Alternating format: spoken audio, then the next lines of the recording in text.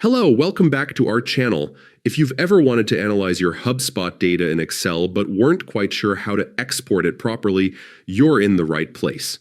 Today, I'll guide you step by step on how to export data from Hubspot to Excel in 2025 quickly, easily, and without any confusion.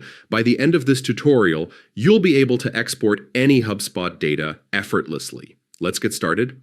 First, log into your Hubspot account. Once you're inside, navigate to the section where your data is stored. This could be your contacts, companies, deals, or any other object depending on what you want to export.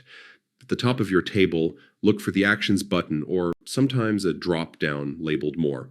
From there, you'll see an option called Export. Click on it and a new window will appear. This window will ask you to choose your export format. Since we're working with Excel, go ahead and select excel.xlsx. You'll also notice options to choose which properties or fields you want to include in your export. If you need a full data set, just select all properties. But if you're after something specific, you can pick only the fields you want. Once you've made your selections, click Export. Hubspot will then begin preparing your file. Depending on how much data you're exporting, this could take just a few seconds or a couple of minutes.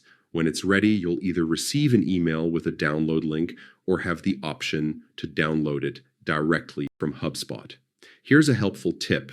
If you know you'll be exporting similar data often, consider creating a saved view in Hubspot with the filters and columns you want. That way, each time you export, you'll always get a clean, consistent data set ready for Excel without having to redo the setup, and that's it. Once your file is ready, open it in Excel and you'll see all your Hubspot data neatly organized. Perfect for analysis, reports, or any custom work you need to do. Exporting data from Hubspot to Excel has never been easier.